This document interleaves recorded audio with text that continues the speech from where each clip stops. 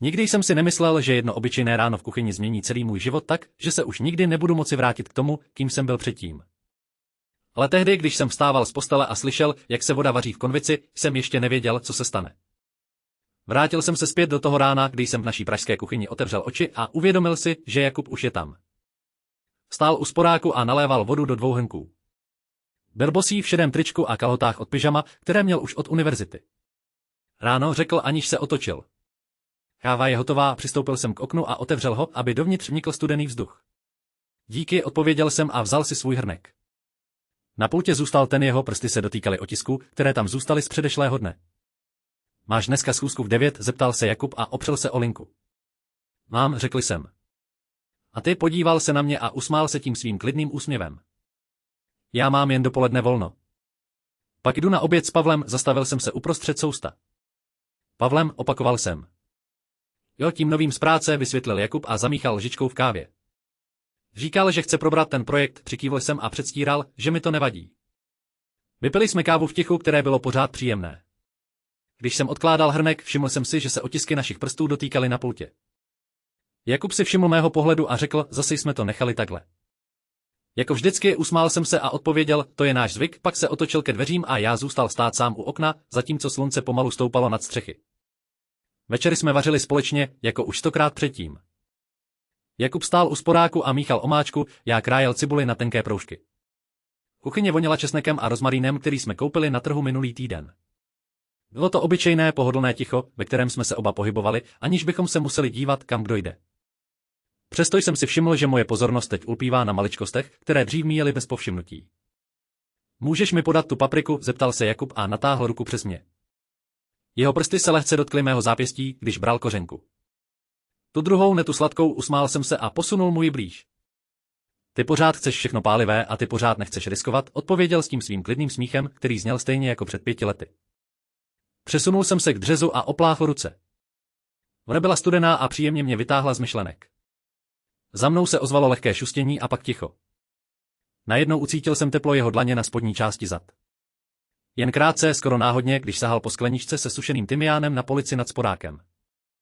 Dotek trval možná vteřinu, ale zůstal tam díl, než odešel. Otočil jsem se a podíval se na něj. Jakub neřekl nic, jen zamíchal omáčkou a ochutnal lžičkou. Potřebuje ještě sůl, poznamenal normálním hlasem. Pokračovali jsme v práci. Já nakrájel rajčata, on přidal víno do hradce. Mluvili jsme o tom, co kdo slyšel v práci, o tom, že sousedka nahoře zase nechala prádlo na balkoně přes noc. Všechno bylo stejné jako vždycky. Přesto jsem si uvědomoval, jak blízko stojíme, jak se naše paže občas setkají nad linkou, jak se Jakub nakloní, aby se podíval do hradce a já cítím jeho dech na rameni. Dřív bych to přešel bez povšimnutí. Teď jsem se ptal sám sebe, proč to najednou vnímám tak ostře. Když bylo jídlo hotové, sedli jsme si ke stolu. Talíře jsme dali vedle sebe, jako vždycky. Jakub nalil víno do 2 sklenic a podal mi jednu. Na obyčejný večer, řekl a usmál se. Na obyčejný večer, opakoval jsem a ťukli jsem se s ním. Venku pršelo, kapky bubnovaly na parapet. Uvnitř bylo teplo a ticho bylo plné věcí, které jsme ještě neřekli. Maminka už věděla, že přijedeme. Když jsme zastavili před domem, na verandě svítila lampa a za oknem kuchyně se mihotalo světlo. Jakub vytáhl z kufru láhev vína a já vzal tašku s dezertem, který jsme koupili cestou. Doufám, že není moc pozdě, řekl a podíval se na hodinky. Vždycky říká, že máme přijet dřív, odpověděl jsem a zamkl auto. Vešli jsme dovnitř bez zaklepání. Maminka stála u sporáku a otec právě rovnat talíře na stůl. Ahoj, hoši, zavolala a otřela si ruce do zástěry. Martin, pojď sem, ať se podívám, jestli jsi zase zub, přistoupil jsem a nechal se obejmout. Se otočila k Jakubovi a stiskla ho za ramena. Ty vypadáš pořád stejně. To je dobře. Usedli jsme ke stolu. Otec nalil víno a maminka přinesla polévku. Mluvili jsme o tom, jak se daří v práci, o tom, že sousedovi spadl plot a že se chystají na dovolenou k moři. Jakub odpovídal na otázky, jako by tu bydlel už léta. Když se zmínil o projektu, otec se zeptal, jestli to zvládne sám. Má tam Martina, ten mu pomůže, řekla maminka a podala mi talíř. Pak jsem si všiml. Na stole stál Jakubův oblíbený hrnek, ten s modrým okrajem, který si vždycky brával, když tu spali. Nikdo se na něj nezeptal, nikdo ho nevyndal zvlášť. Prostě tam byl. Jakub si ho všiml také, ale neřekl nic. Jen se usmál a nalil si do něj vodu. Cítil jsem, jak se mi sevře hrdlo. Co Jakub, kdy už přijedeš sám, zeptal se otec a nakousl chléb. Třeba až Martin bude mít zase schůzky do noci, odpověděl Jakub a mrkl na mě. Maminka se zasmála. Ty ho pořád chráníš. Už je velký, podíval jsem se na ní a přemýšlel, jestli opravdu neví, nebo jen nechce říct nahlas, co vidí. Jakub se napil z toho hrnku a já si uvědomil, jak moc tady patří. A jak moc by to bolelo, kdyby jednou nepatřil. Byli jsme pozváni k Petrovi na malou oslavu konce léta. V bytě bylo příjemně hlučno, okna otevřená do teplého večera a vzduch voněl grilovaným masem z balkonu. Přišli jsme spolu jako vždycky a hned nás někdo vtáhl do rozhovoru o práci a dovolených. Jakub se usmál, políbil Petru na tvář a pak zmizel mezi ostatními, zatímco já zůstal stát u barového stolku s pivem v ruce. Pozoroval jsem ho, jak se směje nějakému vtipu. Stál uprostřed obýváku, ruce v kapsách, hlava lehce nakloněná dozadu. Všichni kolem něj se smáli také, jako by byl středem místnosti, i když to nikdy neplánoval. Cítil jsem, jak se mi v hrudi něco stáhne. Nebolest, spíš jakési tiché varování, které jsem si nechtěl přiznat. Přistoupila ke mně Klára s talířem sýrů. Ty jsi dneska sticha, poznamenala a nakousla olivku. Všechno v pořádku, přikývl jsem a usmál se.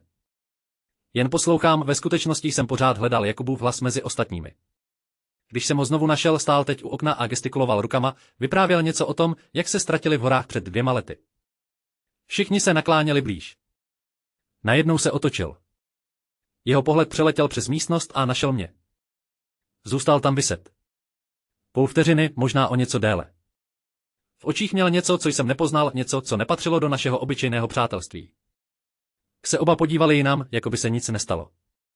Kolem nás pokračovala hudba a smích, ale mě zůstal v žaludku teplý, nepříjemný uzel. Máš hlad? Zeptal se najednou vedle mě nějaký chlap, jehož jméno jsem si nepamatoval.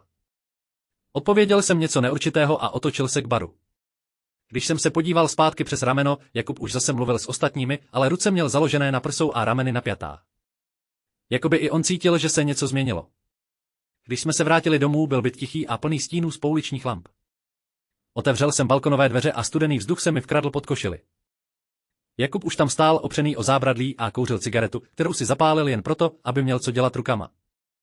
Nevadí ti, že jsem tady? Zeptal se tiše a posunul se, aby mi udělal místo. Nikdy mi to nevadilo, odpověděl jsem a opřel se vedle něj. Město pod námi dýchalo pomalu, sem tam projelo auto a jeho světla se rozmazala v dešti na sklech. Vzpomínáš ještě na tu první noc na kolejích? Když ses nemohl vyspat, protože vedle řval nějaký chlap na mobilem? Jakub se zasmál krátce a nízko. Ty ses tehdy posadil na zem u mé postele a vyprávěl si mi o Praze, jako bys tu bydlel celý život. Já jsem vlastně nevěděl, kam jdu. Ty jsi mi to všechno udělal jasnější. Cítil jsem, jak se jeho koleno lehce dotkne mého. Zůstalo tam. Teplo přes tenkou látku kalhot ani tlak, jen přítomnost.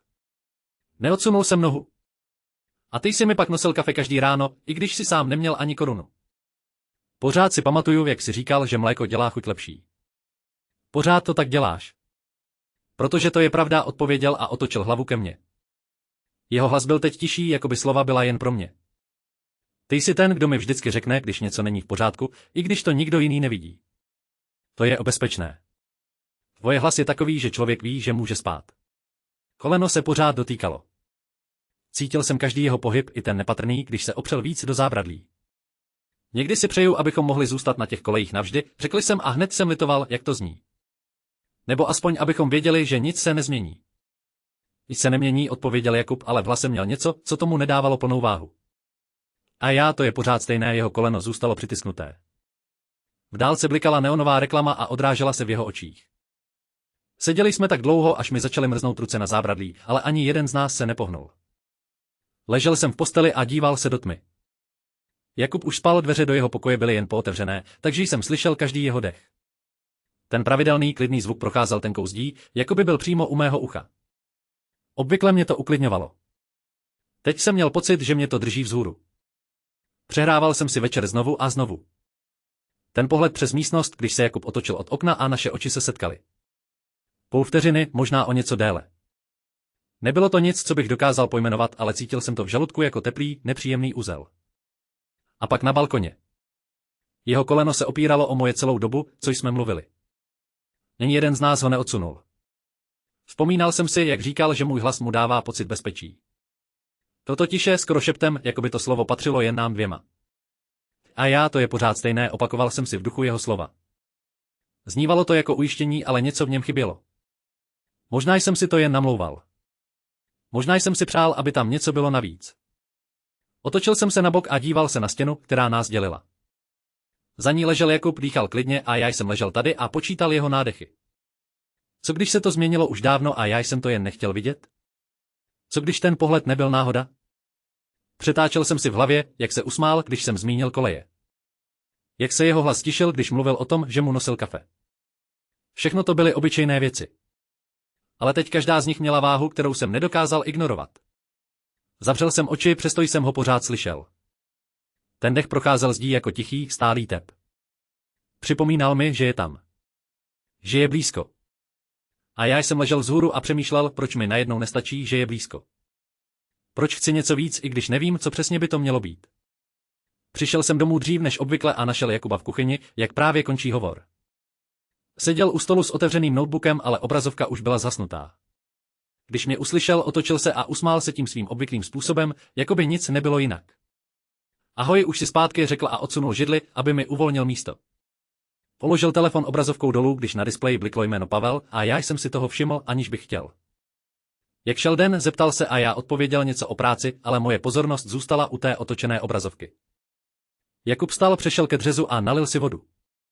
Vlastně jsem chtěl říct, že dnes po práci půjdu na rychlé pivo s Pavlem.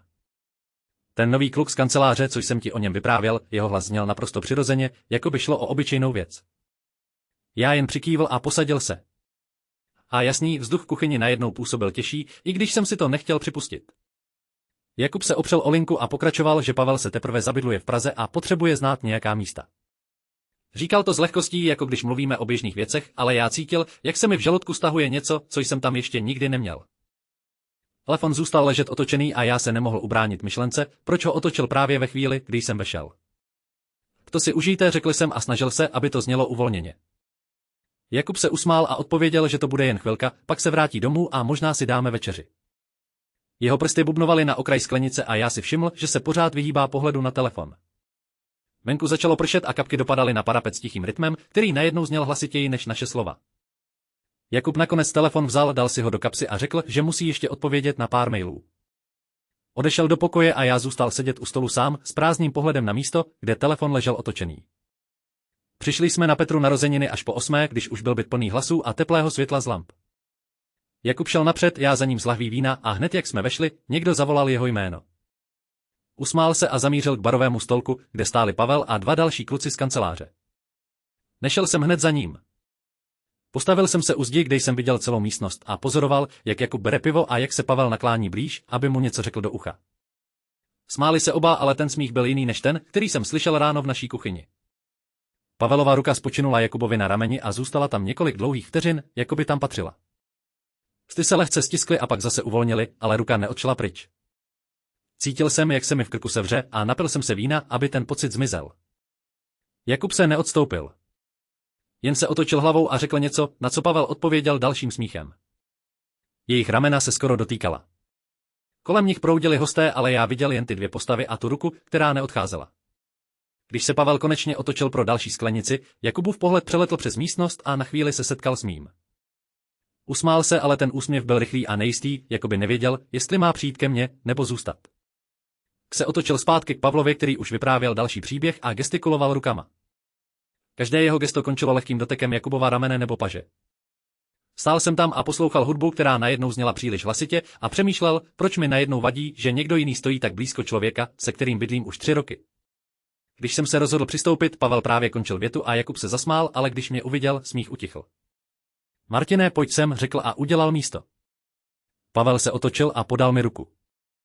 Ahoj, ty jsi ten Martin, co bydlí s Jakubem, řekl přátelsky. Stiskl jsem mu ruku a cítil, jak je teplá. Jo, to jsem já, odpověděl jsem a podíval se na Jakubovo rameno, kde Pavelova ruka ještě před chvílí ležela. Teď tam byla prázdná místa mezi námi 3 a já nevěděl, kam patřím.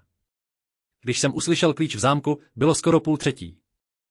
Seděl jsem v obýváku s rozsvícenou lampou a na stole už vychladl čaj. Jakub stoupil tiše, jako by doufal, že mě nezastihne vzhůru. Sundal si bundu a otočil se ke věšáku, aniž by se podíval mým směrem. Ahoj, řekl jsem tiše. Už jsem myslel, že tě dneska neuvidím. Ahoj, odpověděl a zůstal stát zády ke mně. Myslel jsem, že spíš. Sundal bundu pomalu, prsty se mu zachytily o zip, jako by potřeboval víc času, než jen pověsit oblečení. Když se konečně otočil, díval se na podlahu mezi námi. Jak to bylo, zeptal jsem se a snažil se, aby otázka zněla přirozeně.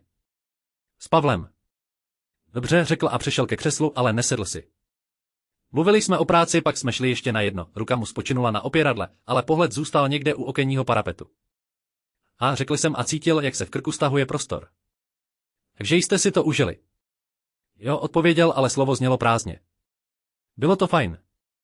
Večeli jsme. Venku pršelo stejně jako odpoledne, jen teď kapky dopadaly tišeji. Jakub si sundal boty a postavil je vedle dveří, pořád bez toho, aby se na mě podíval. Když se konečně posadil, seděl na kraji křesla, jako by chtěl být připravený odejít. Byl tam někdo další, zeptal jsem se. Ne, jen my dva. Přikývl jsem, i když jsem věděl, že to není pravda. Na oslavě bylo všech 5 z kanceláře. Ale nechtěl jsem to říkat nahlas. Jakub si promnul dlaně o kolena a pak se konečně podíval mým směrem, jen na zlomek vteřiny, než zase sklopil oči. Měl bych jít spát, řekl. Máš ještě práci, nebo? Ne, odpověděl jsem. Už ne. Vstal a přešel kolem mě. Ramena se nám na okamžik téměř dotkla, ale on ustoupil dřív, než by k tomu mohlo dojít. V chodbě zapípal telefon a on ho rychle umlčel, aniž by se podíval na obrazovku. Dveře do jeho pokoje zapadly tiše, ale slyšel jsem, jak se za nimi ještě chvíli nehýbe. Ve středu jsem si vzal volno a šel do kavárny naproti, kde voněla čerstvě pražená káva a hlasité espresso stroje. Seděl jsem u okna s šálkem černé a listoval v mailu, který jsem měl otevřený už druhý den. Najednou se dveře otevřely a vstoupil Pavel. Měl na sobě stejnou bundu jako na oslavě a v ruce telefon, na kterém se díval, zatímco si objednával. Když zvedl hlavu, uviděl mě a na chvíli zaváhal. Pak přistoupil ke stolu s úsměvem, který vypadal upřímně, ale já jsem cítil, jak se mi v břiše stáhne. Ahoj, Martine, řekl a zastavil se u mého stolu. Tak tady piješ kávu? To je náhoda, odpověděl jsem, že sem chodím často a ukázal jsem na volnou židli. Posadil se, položil telefon obrazovkou dolů a objednal si kapucino. Vlastně jsem sem zašel proto, že čekám na Jakuba, pokračoval. Domluvili jsme se, že si spolu prohlédneme ten nový coworking, co otevřeli u řeky. Chtěl bych ho tam vzít příští víkend, prsty se mi automaticky stáhly kolem hrnku, až klouby zbělely. Příští víkend, opakoval jsem tiše. Jo, řekl Pavel a usmál se. Myslím, že by se mu to líbilo. Má rád takový klidný prostor, přikývl jsem, protože jsem nevěděl, co jiného udělat. Káva najednou chutnala hořce a horko se mi rozlévalo do prstů. Pavel pokračoval, že Jakub zmínil, že by chtěl změnit prostředí na psaní a on zná majitele. Mluvil dál, ale já už neslyšel slova. Slyšel jsem jen tlukot vlastního srdce a cítil, jak se mi v krku tvoří uzel. Když mi barista přinesl účtenku, ruce se mi třásly tak, že papír skoro spadl na zem. Pavel si toho všiml a zeptal se, jestli je se mnou všechno v pořádku. Řekl jsem, že ano, jen jsem unavený. Dopil jsem kávu rychle a vstal. Pavel se také zvedl a podal mi ruku. Tak ahoj, uvidíme se někdy, řekl. Venku foukal studený vítr a já stál chvíli před kavárnou, než jsem se dokázal pohnout. Když jsem se vrátil z kavárny, pršelo už pořádně. Kapky bubnovaly na parapet a já si sedl k oknu s notebookem, abych aspoň předstíral, že pracuji. Jakub ležel na gauči, nohy natažené přes opěrku a prohlížel si nějaký článek na tabletu. Občas se ozvalo jen šustění deště a tikot hodin nad stolem. Najednou se jeho telefon rozsvítil na stole vedle něj. Na obrazovce se objevilo Pavlovo jméno a malá ikona zprávy. Jakub se natáhl, podržel telefon v dlani a četl. Pak se usmál. Nebyl to ten rychlý, zdvořilý úsměv, který dává kolegům. Byl to ten hlubší, pomalejší, který mu zůstane v koutcích očí i chvíli poté, co telefon zasne. Pohlédl jsem zpátky na obrazovku notebooku, ale písmena se rozmazala. Něco dobrého, zeptal jsem se tiše, snaže se, aby to znělo jako obyčejná otázka. Jakub zvedl hlavu, jako by teprve teď zjistil, že tu jsem. Jo, Pavel píše, že našel ten coworking, o kterém mluvil. Říká, že tam mají výhled přímo na řeku. Přikývl jsem a otočil se znovu k oknu. Kapky sjížděly po sklevtenkých proužcích, zbíhaly se do malých kaluží na parapetu. To zní hezky. Říkal, že bychom tam mohli zajít příští víkend. Prý tam mají i tiší kouty na psaní, Jakubův hlas byl lehký, skoro nadšený. Myslím, že by se ti to taky líbilo. Představil jsem si, jak tam stojí Pavel vedle něj, jak mu ukazuje ten výhled a pocit v břiše se zase stáhl. Možná řekli jsem jenom. Jakub si všiml mého tónu a na chvíli zmlkl. Telefon zůstal v jeho ruce, obrazovka už zasla, ale on se na ní ještě jednou podíval, jako by si chtěl ten úsměv uchovat. Venku pršelo dál a já poslouchal, jak voda stéká o kapy, zatímco uvnitř se rozestup mezi námi pomalu zvětšoval. Večer jsem ležel v posteli a nedokázal usnout. Světlo z chodby prosvítalo pod dveřmi a já poslouchal, jak se v kuchyni ještě něco pohybuje. Jakub měl zasnout už před půl hodinou, ale uslyšel jsem jeho kroky, jak se blíží ke dveřím mého pokoje a pak zase odcházejí. Pak zapípal telefon. Uslyšel jsem ho zvednout a tiše říct ahoj. Hlas byl tlumený, ale slyšel jsem smích. Ten jeho smích, který obvykle patřil mně, když jsme spolu seděli na balkoně a vymýšleli nesmysly. Teď patřil někomu jinému. Jakub stál na místě a pak se ozvaly kroky, bosé nohy na dřevěné podlaze, pomalé, pravidelné. Přecházel tam a zpět bosýma nohama na dřevě a telefon přitiskl k uchu. To zní dobře, řekl a smál se znovu. Ne, to je v pořádku. Můžeme tam zajít kdykoliv. Se mi stáhlo. Věděl jsem, o kom mluví. Pavel. Ten hlas byl lehký, uvolněný, jako když se někdo těší na něco, co ještě nepřišlo. Já jsem ležel a díval se do tmy stropu, zatímco kroky pokračovaly, dřevo pod bosýma nohama vydávalo tiché, měkké zvuky. Jednou se zastavil, pak zase šel. Jo, to bych rád. Díky, že jsi to zařídil. Zavřel jsem oči a snažil se přestat poslouchat, ale nedokázal jsem to. Každý smích, každé tiché jasně mi připomínalo, jak daleko se najednou nacházíme. Jakub řekl něco ještě tišeji, pak se zasmál naposledy a řekl dobrou, telefon stichl. Kroky se vzdálily zpět ke kuchyni a pak do jeho pokoje. Dveře zapadly. Zůstal jsem ležet v tichu a poslouchal, jak se dřevěná podlaha vrací do klidu. Venku pršelo a já věděl, že ten pocit ve mně už nepůjde jen tak odehnat. Když jsme se další den zbalili a vyrazili, neřekl jsem Jakubovi, kam přesně jedeme. Jen jsem zmínil, že musíme zajet na druhý konec města pro tu starou polici, kterou mi slíbila teta. Auto bylo tiché, rádio hrálo nějakou pomalou píseň a kapky deště z předchozí noci ještě zůstávaly na skle. Jakub řídil uvolněně levou rukou na volantu, pravou občas přehodil na řadicí páku. Já jsem se opřel o dveře a díval se ven, jak ulice kloužou kolem. Zatrvala jen 20 minut, ale já jsem věděl, že to bude delší. V hlavě mi pořád hrálo to, co jsem slyšel v noci. Ten smích, ty bosé kroky na dřevě, ten tichý jasně. Jakub se tvářil úplně normálně. Občas si poposedl, upravil zrcátko a pak zase položil ruku zpátky. Psty začaly bubnovat do volantu v rytmu písničky, lehké, pravidelné ťukání, jako by nic nebylo. Podíval jsem se na ně chvíli, pak zase ven. Hezké počasí na říjen, řekl najednou Jakub. Myslel jsem, že bude pořád pršet. Odpověděl jsem. Jo, hezké.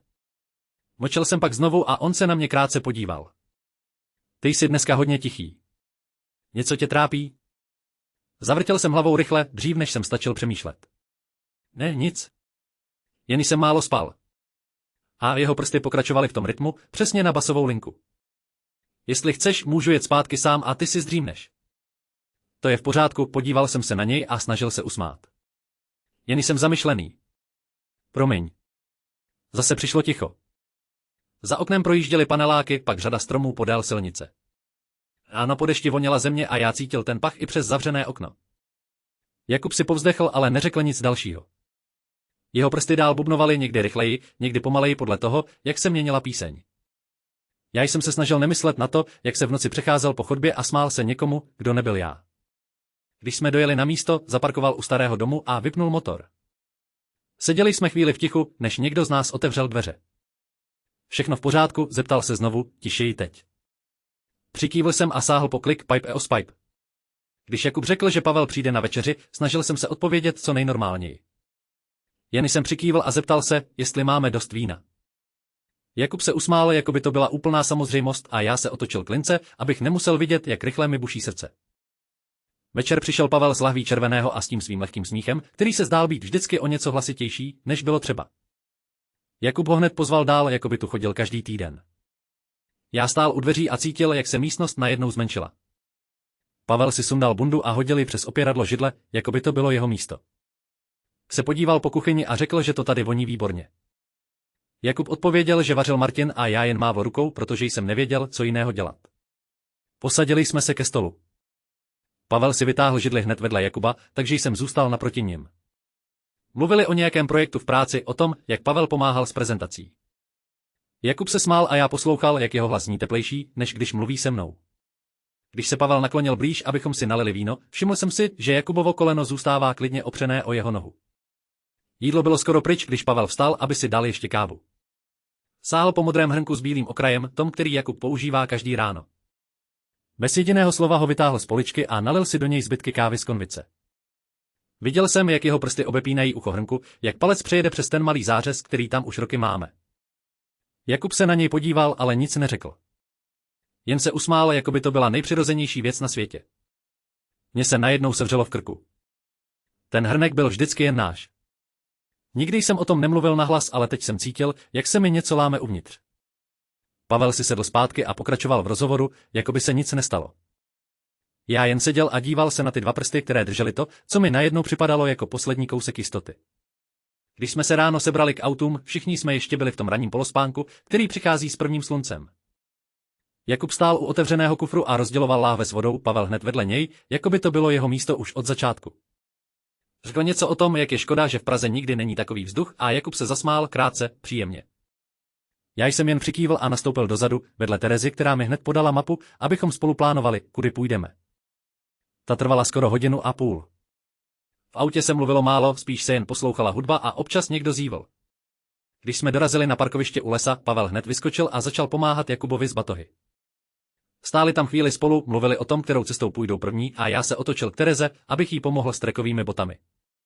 Měl jsem pocit, že mi něco uniká, i když jsem ještě pořád stál na stejném místě.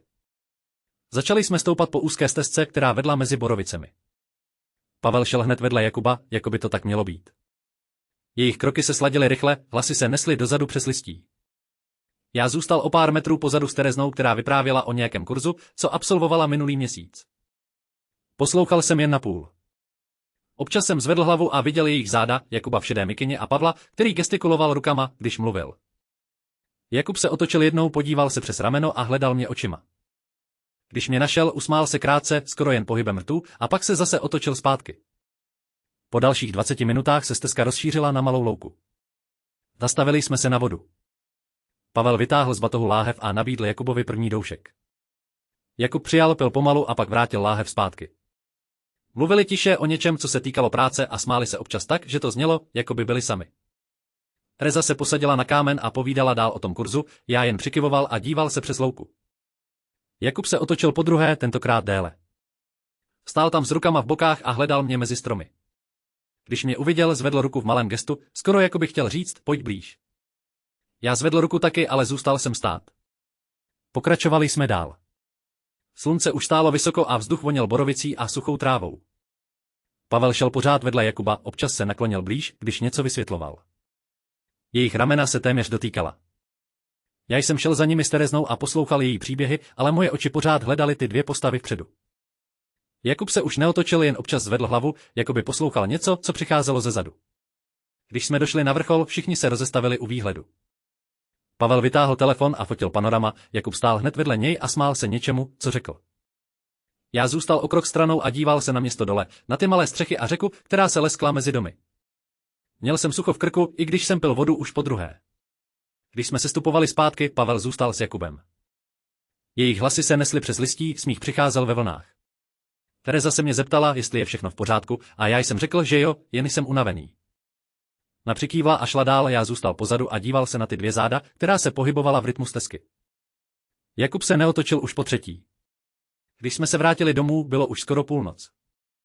Všichni se rozutekli do svých bytů a my s Jakubem zůstali sami v tichém bytě. Hodil jsem klíče na komodu a šel rovnou do obýváku, protože světlo tam ještě svítilo. Jakub seděl na pohovce, nohy natažené před sebou, a díval se někam před sebe, ani ne na televizi, která běžela se stlumeným zvukem. V ruce držel prázdnou skleničku od vody a palec pomalu kroužil po jejím okraji, do kolečka, znovu a znovu. Ahoj, řekl jsem tiše, abych ho nevyplašil. Neviděl jsem tě, jak jsi šel spát. Ještě ne, odpověděl, ale hlas měl tak vzdálený, jako by přicházel z druhého konce místnosti. Palec se nezastavil, pořád objížděl ten tenký okraj sklenky. Posadil jsem se na kraj židle naproti němu. Byla to dlouhá cesta. Vypadáš unavený. Usmál se, ale ten úsměv se ani nedostal do očí. Jsem v pohodě. Jen přemýšlím o práci. Mlčel jsem. Věděl jsem, že to není pravda, protože Jakub nikdy takhle neřekl o práci, když byl unavený. Obvykle si stěžoval, že ho to štve, nebo naopak vyprávěl, co ho baví. Teď jen seděl a ten palec pořád kroužil, jako by hledal něco, co tam není. O čem přemýšlíš konkrétně, zeptal jsem se pomalu. O tom projektu, co mi přišel minulý týden. Musím ho dodělat do konce měsíce, odpověděl a stále se díval na sklenku. Venku za oknem projelo auto a jeho světla na chvíli projela po stěně. Jakubova tvář zůstala ve stínu. Cítil jsem, jak se mi v hrudi svírá něco, co už tam bylo celý den. Ten pohled, kterým se na mě otočil dvakrát na stezce, najednou dával smysl, jako by se chtěl ujistit, že tam pořád jsem, ale teď, když jsme sami, jako bych tam nebyl. Můžu ti s tím pomoct, když chceš, nabídl jsem. Ne, díky. Zvládnu to sám. Mlčeli jsme oba. Ten zvuk jeho palce po skle byl najednou hlasitější než cokoliv jiného. Chtěl jsem se zeptat, jestli je všechno v pořádku mezi námi, jestli jsem něco pokazil, ale slova mi uvízla v krku. Z toho jsem jen seděl a díval se, jak jeho palec krouží dál, pomalu, jako by tím pohybem mohl udržet věci na místě. Tereza mě zastavila u vchodu do kavárny, když jsem se vracel z práce. Máš chvilku, zeptala se a já přikývl, i když jsem už cítil, jak se mi v břiše stahuje něco nepříjemného. Usadili jsme se u malého stolku u okna a objednala si jen kávu. Chvíli mluvila o tom, jak se jí daří v práci, pak se najednou odmlčela a podívala se mi přímo do očí. Poslouchej, nechci se plést do cizích věcí, začala opatrně, ale všichni to vidíme. Něco se mezi tebou a Jakubem změnilo. Zůstal jsem sedět úplně klidně, jako bych čekal, že ta věta sama zmizí.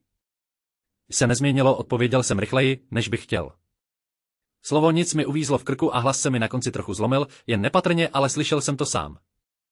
Tereza se na mě dívala, jako by chtěla dát prostor tomu tichu, které po mně zůstalo. Martin, řekla tiše, jsme přátelé už dlouho. Když se spolu hádáte nebo když se vyhýbáte pohledům, všimneme si toho. Pavel je teď hodně na blízku a ty vypadáš, jako bys byl někde úplně jinde. Vzal jsem si hrnek oběma rukama, i když káva byla ještě horká. Cítil jsem, jak mi tepou spánky. Vážně je to jen v tvé hlavě, řekl jsem tišeji. Jakub má právo mít i jiné přátele. Tereza se naklonila blíž. Nejde o to, že má jiné přátele. Jde o to, jak se na něj díváš, když si myslíš, že nikdo nevidí. A jak se tváříš, když se otočí a hledá tě pohledem. Zavřel jsem oči na krátkou chvíli.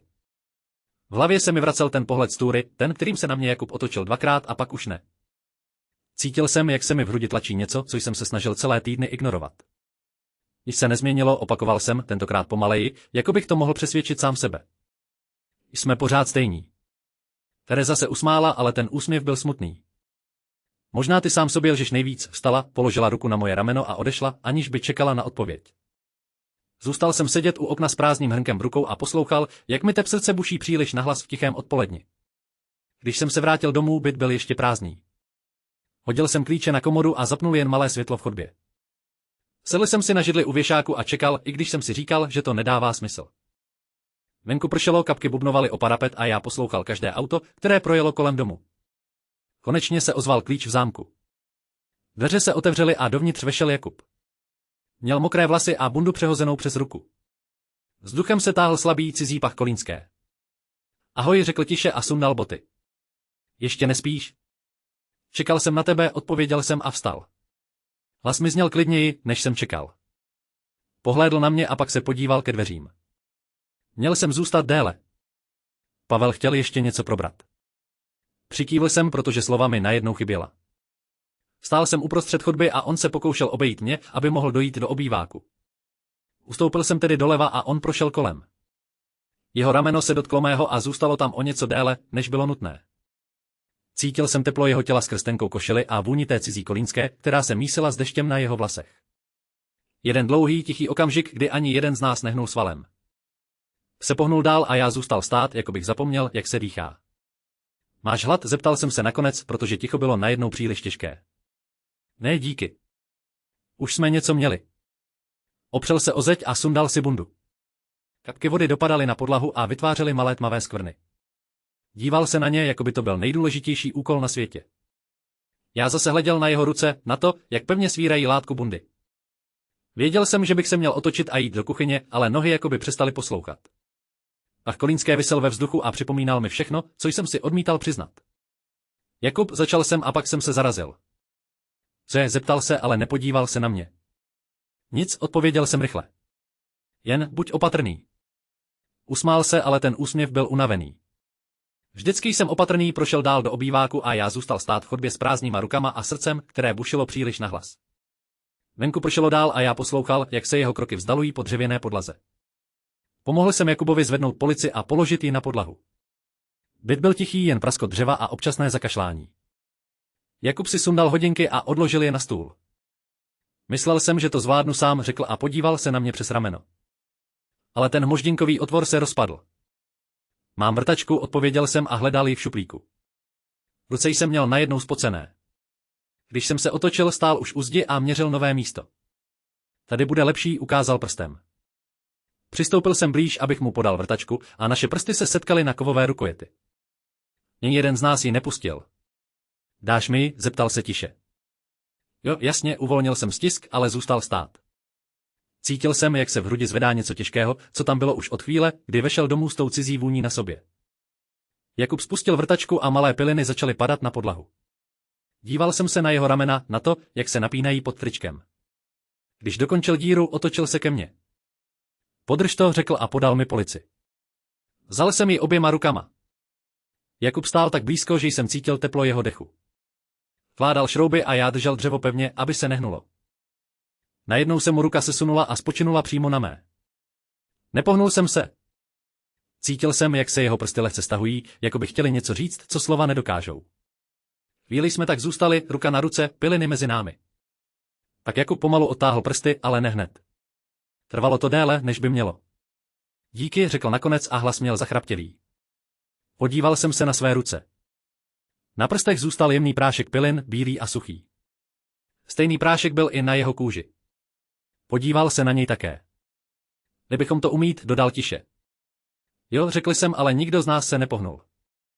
Stáli jsme u polic a dívali se na ty malé bílé stopy, které zůstaly na našich prstech. Venku pršelo, kapky bubnovaly o okno. Cítil jsem, jak se mi v krku svírá něco, co jsem se celý večer snažil potlačit. Jakub se nakonec otočil ke dřezu a pustil vodu. Podal mi mýdlo, naše prsty se znovu lehce dotkly, ale tentokrát už jen krátce. Voda spláchla piliny do odpadu a zanechala na kůži jen teplo.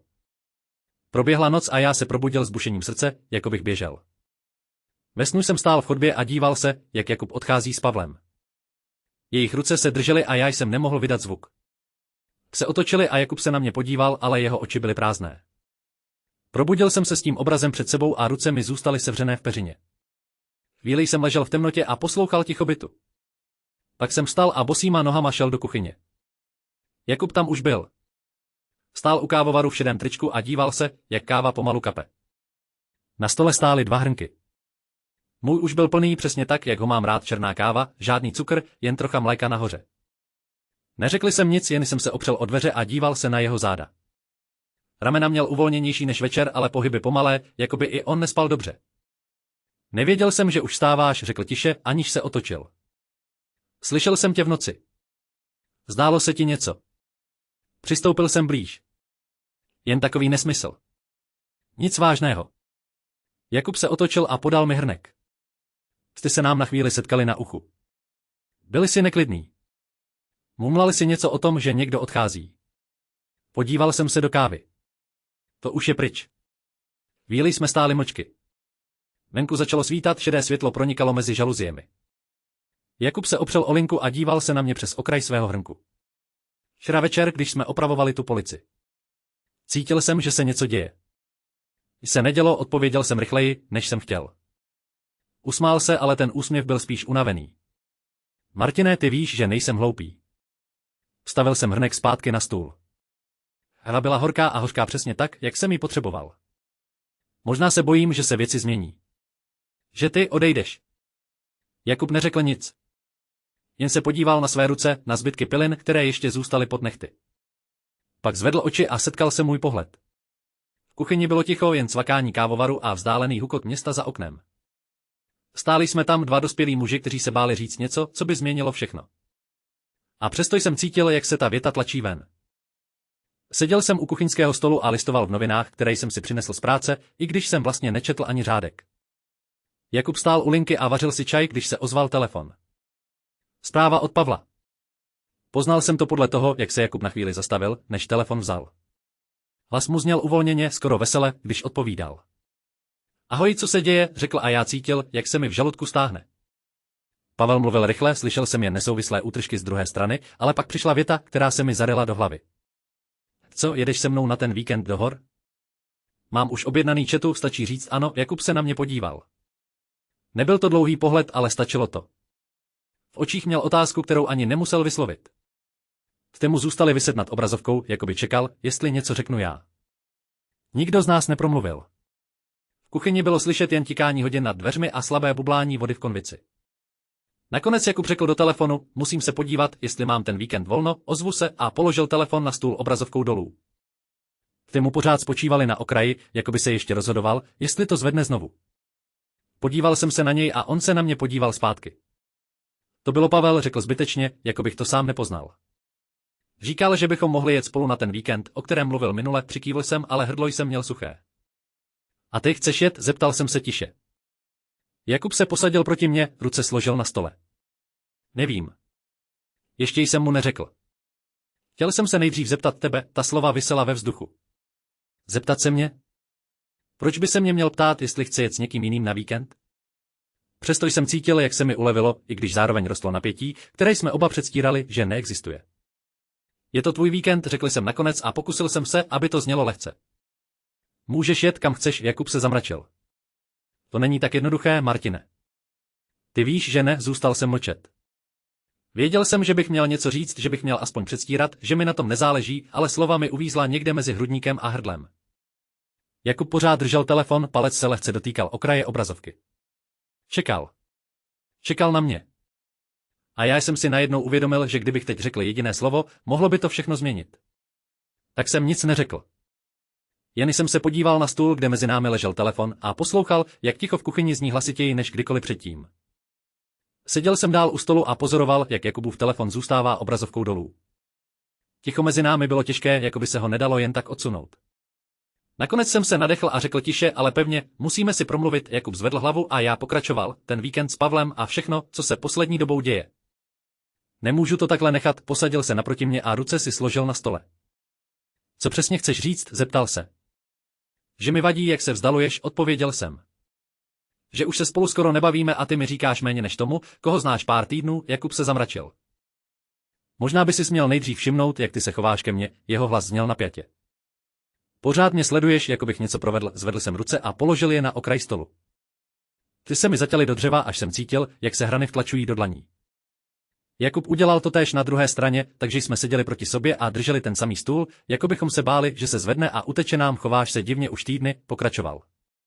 Když přijdu domů později, hned se ptáš, s kým jsem byl. Když se usměju na zprávu, hned se zamračíš, protože ty zprávy jsou pořád od něj, řekli jsem tiše. A ty se mnou o tom nemluvíš, Jakub se nadechl, jako by chtěl něco odseknout, ale pak jen zavrtěl hlavou. Možná proto, že vím, jak to dopadne. Začneš se chovat, jako bych tě zradil, v kuchyni bylo slyšet jen naše dýchání a slabé praskání dřeva pod našimi dlaněmi. Stůl mezi námi najednou vypadal menší než kdy dřív a přesto se zdál nepřekonatelný. Podíval jsem se mu do očí a uviděl jsem v nich stejnou směs steku a strachu, jakou jsem cítil sám. Seděl jsem naproti Jakubovi a cítil, jak se mi v prstech třese to napětí, které se nám už nedá schovat za žádné ticho. Ruce nám oběma spočívaly na okrajích stolu, jako bychom se oba báli, že když povolíme, všechno se rozpadne. Jakub se díval dolů na dřevo mezi námi, pak zvedl oči a v nich bylo něco, co jsem tam dřív neviděl, únavu, ale i nějaký druh úlevy, jako když se konečně rozhodneš říct věc, kterou si měl už dávno vyslovit. Martine, začal tiše, ty máš pravdu. Chovám se divně. A není to kvůli tobě. Ne tak, jak si myslíš, zhluboka se nadechl a prsty se mu trochu uvolnily na stole, jako by potřeboval místo, aby mohl pokračovat. Pavel, to není to, co si představuješ. Je to jen kamarád, který mi nabídl, že se spolu někam vypravíme. Ale já jsem ten víkend pořád neodpověděl, protože jsem pořád čekal, jestli ty něco řekneš. Zůstal jsem mlčet, protože jsem věděl, že když promluvím teď, mohl bych ho zastavit. A já jsem ho nechtěl zastavit. Chtěl jsem slyšet to, co přicházelo. Jakub se naklonil trochu blíž, hlas mu klesl a v kuchyni bylo najednou slyšet jen dech a to slabé praskání dřeva pod našimi dlaněmi. Už týdny se snažím přijít na to, co se děje se mnou. Proč najednou všechno, co jsme spolu měli, vypadá jinak? Proč když přijdu domů, hledám tvůj pohled dřív než cokoliv jinýho? A proč když mi Pavel napsal, jsem se pořád díval na tebe, jestli to schválíš, při těch slovech se mu hlas skoro zlomil a já cítil, jak se mi v hrudi sevřelo. Byl jsem zmatený, pokračoval tišeji, až to znělo skoro jako šeptání, zmatený z těch pocitů, které jsem si nechtěl připustit. Vá pipe eos pipe. Seděl jsem naproti Jakubovi a cítil, jak se mi v prstech třese to napětí, které už nešlo schovat. Ruce nám oběma spočívaly na okrajích stolu, jako bychom se báli, že když povolíme, všechno se rozpadne. Jakub se díval dolů na dřevo mezi námi, pak zvedl oči a řekl tiše, byl jsem zmatený. Zmatený z těch pocitů, které jsem si nechtěl připustit, jeho hlas klesl skoro k šeptání na tom slově pocity a já cítil, jak se mi v hrudi sevřelo. Venku začalo pršet, nejdřív tiše, pak tvrději, jako by se bouře rozhodla přijít najednou. Najednou cvaklo v rozvodně a světlo nad námi zaslo. Zůstalo jen slabé šedivé světlo z okna a zvuk deště bijícího o parapet. Zase výpadek, řekl Jakub tiše, ale nehnul se. Seděl jsem dál, poslouchal, jak déšť bubnuje do skla a vnímal, jak se v kuchyni najednou zmenšil svět. Jakub se zvedl, otevřel zásuvku u sporáku a vytáhl tlustou svíčku, kterou jsme tam měli od minulé zimy. Zapálili zápalkou a postavili ji doprostřed stolu. Plamínek se zachvěl, pak se ustálil a vrhal měkké světlo na jeho obličej. V jeho očích se zrcadlil ten jediný plamínek, malý bod světla uprostřed tmy. Podíval jsem se na něj a uviděl jsem, že se na mě dívá stejně. Martiné, řekl tiše, nemůžu to takhle dál, hlas mu zněl jinak, jako by tma ho zbavila poslední možnosti předstírat. Déšť se zesílil, kapky bubnovaly na plechovou střechu vedlejšího domu a v kuchyni bylo slyšet jen naše dýchání a praskání knotu. Já nevím, co mám říct, odpověděl jsem, ale slova zněla prázdně. Jakub se naklonil blíž, plamen se zachvěl od jeho dechu. Tak neříkej nic. Jen zůstaň tady se mnou, seděl jsem dál, ruce stále na stole a cítil, jak se vzdálenost mezi námi zmenšuje s každým dechem. Plamínek v jeho očích se pohyboval, když se nadechl, a já jsem si uvědomil, že tma už nedovolí žádnou výmluvu. Seděl jsem naproti Jakubovi a věděl, že teď už nejde mlčet. Svíčka na stole plápolala, její plamínek se odrážel v jeho očích i v mých. Venku déšť bubnoval do oken, ale v kuchyni bylo najednou tak ticho, že jsem slyšel každé své vlastní nadechnutí. Ruce mi ležely na stole, dlaně studené, a já cítil, jak se mi v prstech začíná třást něco, co už nedokážu ovládat. Vzal jsem svíčku do dlaní, protože jsem potřeboval mít v rukou něco pevného, ale plamen se zachvěl spolu se mnou. Jakub to viděl. Díval se přímo na to, jak se mi ruce třesou, a nic neřekl. To ticho mě donutilo pokračovat. Já se tě bojím ztratit, začal jsem tiše. Hlas mi zněl cize, jako by patřil někomu jinému. Už týdny se předtím schovávám. Pokaždé, když přijdeš domů později, když se usměješ na zprávu od Pavla, cítím, jak se mi něco bortí uvnitř. A vím, že to není fér. Ale nemůžu to dál předstírat, zastavil jsem se, protože mi hrdlo sevřelo. Svíčka se v mých rukou lehce zachvěla a kapka vosku ukápla na stůl. Jakub seděl nehnutě, jen jeho prsty na hraně stolu se trochu napjaly. Všechno se změnilo, pokračoval jsem pomaleji. Když vstoupíš do místnosti, hledám tě dřív, než si to stačím uvědomit. Když se směješ, chci, aby ten smích patřil taky mně. A když si s ním, připadám si, jako bych ztratil místo, které jsem vždycky považoval za své. Podíval jsem se na něj a viděl jsem, že se mu po tváři myhne něco, co vypadá jako bolest i úleva zároveň. Martiné, řekl tiše, ale já jsem pokračoval dřív, než mě přerušil. Bojím se, že když ti to řeknu, všechno se rozpadne. Že už nebudeš chtít být tím, kým jsi pro mě vždycky byl. Ale už to nedokážu držet v sobě. Ty jsi nejdůležitější člověk v mém životě. A teď už nevím, jestli to ještě můžu říkat jako kamarád, ruce se mi třásly dál, svíčka se v nich lehce pohupovala a vrhala na stěny měkké, nejisté stíny. Cítil jsem teplo plamene na prstech, ale zároveň jsem měl husí kůži na pažích. Jakub se nadechl, jako by chtěl něco říct, ale pak jen zavrtěl hlavou a tiše se usmál, smutně, vřele. Já vím, řekl nakonec. Jeho hlas byl tichý, ale jasný. Vím to už nějakou dobu. Jen jsem nevěděl, jestli ty to taky cítíš, zůstal jsem sedět, svíčku stále v rukou a čekal, co přijde dál. Déšť venku zesílil, ale uvnitř se něco uvolnilo, jako by se mezi námi konečně otevřela cesta, která tam pořád byla, jen jsme se jí báli použít. Seděl jsem naproti Jakubovi a svíčka se mi třásla v rukou. Plamen se zachvíval při každém mém dechu a vrhal na jeho tvář měkké stíny. Cítil jsem, jak mi srdce buší tak silně, že to téměř přehlušilo déšť za oknem. Jakub se díval na mě, jako by hledal slova, která ještě nikdy neřekl. Pak se pomalu zvedl. Židle za ním lehce zaskřípala o podlahu. Udělal jeden krok, pak druhý. Třetí ho dovedl až ke mně. Přitáhl si židli blíž a beze slova mě objal. Jeho paže se pevně sevřely kolem mých ramen a zády. Cítil jsem teplo jeho těla skrz tenkou košili a pod ním rychlý, silný tep. Jeho srdce bylo přímo u mého ucha, pravidelně, hlasitě, jako by mi chtělo říct všechno, co slova ještě nedokázala. Zůstal jsem sedět nehybně, svíčku jsem opatrně položil na stůl a ruce jsem položil na jeho záda. Cítil jsem, jak se mi v hrudi uvolňuje něco těžkého, co tam bylo už týdny. Déšť bubnoval do oken, ale v kuchyni znělo jen naše dýchání a ten tlukot. Jakubova brada se dotkla mého spánku. Martiné, zašeptal tak tiše, že to skoro zaniklo v dešti. Já tě taky nechci ztratit, jeho hlas zněl chraplavě, jako by se konečně zbavil něčeho, co ho dusilo. Držel mě dál pevně a já jsem cítil, jak se jeho srdce pomalu uklidňuje. Mé vlastní srdce mu odpovídalo stejným rytmem. Seděli jsme tak dlouho, až mi začaly mrzet nohy od nehybné polohy na židli, ale ani jeden z nás se nepohnul. U mě deště pronikala oknem a mísila se s vůní jeho kůže. Cítil jsem každou jeho svalovou kontrakci, každý dech, který se zvedal v jeho hrudi. Svíčka na stole dohořívala a plamen se zmenšoval, ale světlo stačilo, abych viděl, jak se nám stíny spojují na stěně. Jakubova ruka klouzala pomalu po mých zádech, uklidňující, opakující se pohyb, který říkal víc než slova. Když se konečně mírně uvolnil, zůstal stát tak blízko, že jsem stále cítil jeho tep. Podíval se mi do očí a já v nich uviděl přesně to, co jsem se tak dlouho bál pojmenovat. Už nic nebylo stejné a přesto všechno dávalo najednou smysl. Probudil jsem se pomalu, jako kdyby někdo otevřel okno a pustil dovnitř měkké světlo.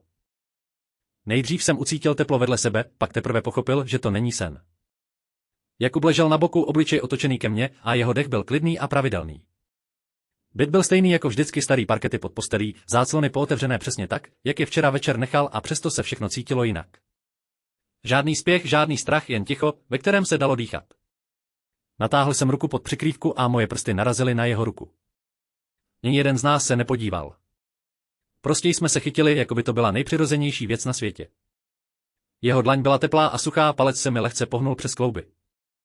Zavřel jsem oči a poslouchal, jak se v kuchyni ozývá tiché tikání hodin. Vzpomněl jsem si na všechny ty rána, kdy jsem ho slyšel přes tenkou stěnu, jak vstává první a vaří kávu. Teď ležel vedle mě a nic se nemuselo vysvětlovat. Dobrý ráno, řekl tiše, aniž by otevřel oči. Dobrý ráno, odpověděl jsem a hlas mi zněl jinak, nějak tišeji. Chvíli jsme leželi mlčky. Cítil jsem, jak se jeho prsty pohybují pod přikrývkou, jak hledají lepší úchop. Pak řekl, myslel jsem, že se probudím dřív a uteču zpátky do svého pokoje. Já taky, přiznal jsem se. Ale neodešel jsem. Usmál se pořád se zavřenýma očima. Dobře. Protože bych tě asi zastavil.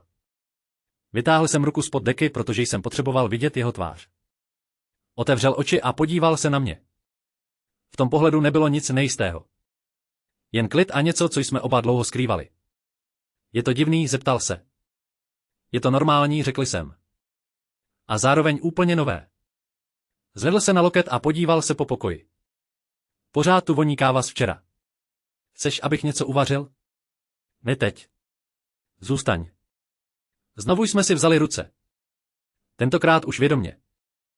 Leželi jsme tak a poslouchali, jak venku projíždí tramvaj. Věděl jsem, že za chvíli budeme muset vstát, říct přátelům, říct rodičům.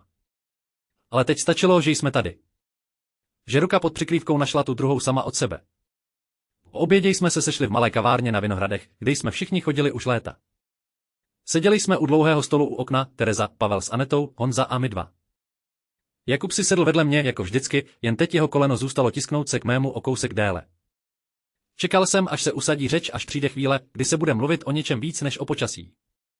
Nakonec jsem se nadechl a řekl to jednoduše. Vlastně jsme chtěli něco říct, všichni zvedli oči. Jakub pokračoval místo mě, hlas měl klidný, ale prsty pod stolem hledali mou ruku. My dva už nejsme jen kamarádi, na chvíli bylo ticho. Pak se Tereza usmála tak široce, až se jí zaleskly oči. Konečně řekla a vzala si hrnek, aby zakryla úsměv. Zase opřel do židle a zavrtěl hlavou, ale v tom gestu nebylo nic odmítavého. Já už to čekal asi od těch univerzitních let, prohlásil. Vy dva jste se na sebe dívali tak, že to bylo až trapný pro ostatní. Aneta se zasmála a poklepala Jakubovi na rameno. A já si myslela, že to budu muset říct první, Pavel přikývl a zvedl sklenici vody jako přípitek. Že to je oficiální, zeptal se. Oficiální, odpověděl jsem a poprvé v životě jsem to řekl nahlas, aniž bych se ohlížel.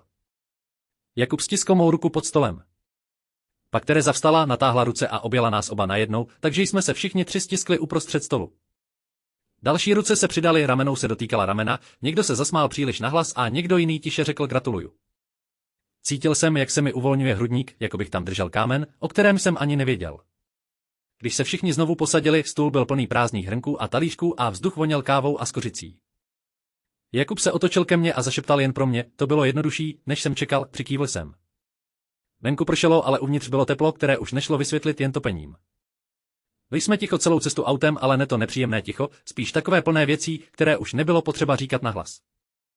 Jakub řídil, já se díval z okna na předměstí, jak se řadí domy za sebou. Když jsme zastavili před domem mých rodičů, podíval se na mě a usmál se jen koutkem úst. Připraven, zeptal se. Přikývl jsem, i když mi v hrudi pořád něco pulcovalo. Vstoupili jsme dovnitř jako vždycky, jen teď jsem si uvědomoval každé gesto. Maminka volala z kuchyně, že už je všechno hotové. Vešli jsme do jídelny a já ucítil, jak se mi zastavil dech. Na stole stál Jakubův oblíbený hrnek, ten s drobnou prasklinou u ucha, který tu býval vždycky, když přijel.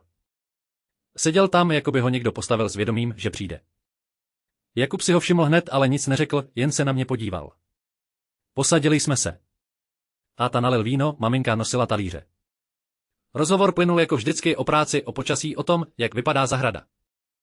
Se najednou udělalo ticho a já věděl, že je čas. Jakub se posadil rovněji.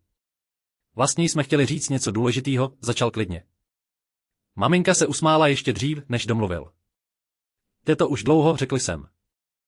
My dva už nejsme jen kamarádi, táta se opřel do židle a podíval se na maminku, jako by čekal, jestli to řekne ona. Já to věděla, řekla tiše. Vlastně jsem to vždycky věděla. Jakub jsem patřil od začátku, Jakub se podíval do svého hrnku a pak zvedl oči. Děkuju, řekl jen. Maminka vstala, přešla kolem stolu a položila mu ruku na rameno. Žádný děkuju. Tady si doma cítil jsem, jak se mi uvolňuje něco hluboko v hrudi. Jakub sáhl pod stůl a chytil mou ruku. Seděli jsme tak, zatímco slunce dopadalo na ubrus a na ten starý hrnek, který tu stál od začátku. Seděli jsme v tom starém koutovém výklenku, kde jsme se poprvé potkali. Stůl byl pořád stejný, jen trochu opotřebovanější a světlo z okna dopadalo na dřevo přesně tak, jak si ho pamatoval. Jakub si objednal kapucino, já černou kávu. Když přinesli hrnky, postavil je číšník vedle sebe. Jakub natáhl ruku a pomalu ji položil doprostřed stolu, dlaní vzhůru. Chvíli jsem se díval na jeho prsty, pak jsem přiložil svou ruku. Propletli jsme je. Nikdo z nás neřekl nic hned. Jen jsme seděli a cítili, jak se ta váha mezi námi mění na něco lehčího. Je to jiné, řekl Jakub tiše. Sedět tady a nemuset schovávat ruku pod stolem. Věděl jsem, že sem jednou přijdeme takhle, odpověděl jsem. Jen jsem nevěděl, jestli to bude za rok, za 5, nebo jestli to vůbec někdy bude. Usmál se a palcem mi přejel přes kloup. Vzpomínáš, jak jsem tady poprvé zapomněl peníze a ty jsi zaplatil za mě? Myslel jsem, že tě už nikdy neuvidím. A přesto se zvrátil hned další den. Protože jsem chtěl. Už tehdy. Přes místnost prošla dvojice studentů s knihami pod paží. Jeden z nich se na nás podíval, ale jen na zlomek vteřiny, pak se zasmál něčemu, co říkal jeho přítel. Nikdo se neotočil, nikdo neukazoval. Jakub se nadechl a dodal, myslel jsem, že to bude těžší. Že se budu stydět. A nestydíš se, zeptal jsem se. Ne. Spíš mám pocit, že jsem konečně přestal lhát sám sobě. Přitáhl jsem si hrnek blíž, ale prsty jsme pořád drželi spojené. Hra byla horká, pára stoupala mezi námi. Venku na ulici projela tramvaj a vibrace se přenesly přes podlahu až k našim nohám. Jakub se naklonil trochu blíž. Věděl jsi, že tady seděl i Pavel jednou se mnou, zeptal se najednou. Věděl, odpověděl jsem. A tehdy jsem si přál, abych byl na jeho místě. Jakub se zasmál, ale ten smích byl měkký. Byl jsi? Jen jsem to ještě nechtěl přiznat. Seděli jsme tak dlouho, až se káva vychladila. Lidé přicházeli a odcházeli, dveře cvakaly, kávovar syčel. Naše ruce zůstaly propletené na stole, viditelné pro každého, kdo se podíval. Poprvé v životě mi to připadalo přirozené. Večer jsme vyšli na balkon, jako jsme to dělávali vždycky. Město pod námi pulcovalo světly, tramvaje projížděly s tichým hučením a v dálce se mihotala neonová cedule na střeše kancelářské budovy. Stáli jsme opření o zábradlí a mlčeli, ale nebylo to ticho, které by tlačilo. Jakub si zapálil svíčku ve skleněném svícnu, kterou jsme tu nechali minulý týden, a plamínek se lehce zachvěl ve větru. Cítil jsem, jak se vzduch ochlazuje, přesto jsem neměl potřebu jít dovnitř. Vzpomínáš, jak jsme tady stáli poprvé, zeptal se najednou. Jeho hlas byl klidný, jako by mluvil spíš sám k sobě. Bylo to potom zkouškovém. Ty jsi měl rozervanou mikinu a já jsem ti půjčil bundu. Přikývl jsem. A ty jsi říkal, že v Praze nikdy nezůstaneš déle než rok. A ty jsi mi věřil, dodal s úsměvem. I když jsem sám sobě nevěřil. Opřel se zády o zábradlí a díval se na mě. Světlo z okna za námi padalo na jeho tvář jen z jedné strany, takže jsem viděl jen polovinu jeho očí. Sáhl po mé ruce a propletl prsty s mými.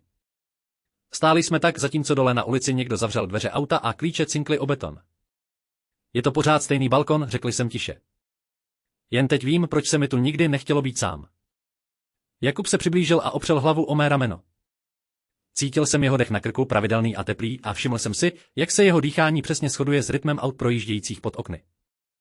Jedno auto za druhým, jedno nadechnutí, jedno vydechnutí. Všechno se pohybovalo stejným tempem. Nic se nezměnilo, zašeptal. A přitom se změnilo úplně všechno. Nevěděl jsem, co odpovědět, tak jsem jen stiskl jeho ruku pevněji. Pod námi se rozsvítila další okna, lidé se vraceli domů, někdo otevřel balkonové dveře o patro níž a zaslechl jsem vzdálený smích. Stáli jsme tam dlouho, aniž bychom potřebovali říct víc. Ano, bylo stejné jako kdysi, jen už jsem se neprobouzel s tou tichou nejistotou v hrudi. Ležel jsem v posteli a poslouchal, jak se v kuchyni ozývá známé cvakání hrnků. Jakub tam byl dřív než já, jako vždycky, ale když jsem vešel, otočil se ke mně s úsměvem, který už nezakrýval nic. Byl to náš byt, naše ráno, jen teď mezi námi nezůstávalo to ticho, které kdysi bolelo. Postavil jsem se vedle něj u linky a díval se, jak nalévá kávu přesně tak, jak ji mám rád. Pára stoupala nad hrnky a ranní světlo z okna dopadalo na oba, vytvářelo na dřevěné desce dlouhé zlaté pruhy.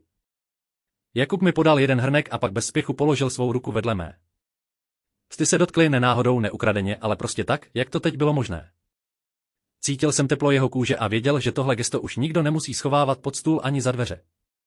Vzpomínáš, jak jsme tady stáli tenkrát poprvé, zeptal se tiše, jako by se bál, že slova ten okamžik rozbíjí. Přikývl jsem a palcem jsem přejel přes jeho kloup. Vzpomínám. Tedy jsem si myslel, že tohle nikdy nebudeme moci mít. Jakub se usmál a přitáhl mě blíž, takže jsem cítil jeho dech na tváři. A teď to máme každý den, zůstali jsme stát tak, zatímco světlo se pomalu posouvalo přes linku a dotýkalo se obou hrnků. Ruce jsme měli stále spolu, lehce spojené a káva byla teplá, přesně taková, jakou jsme vždycky pili. Venku za oknem projela tramvaj a její hučení se neslo až sem nahoru, ale v kuchyni bylo ticho, které už nebolelo. Bylo to ticho plné věcí, které už nemusíme říkat nahlas.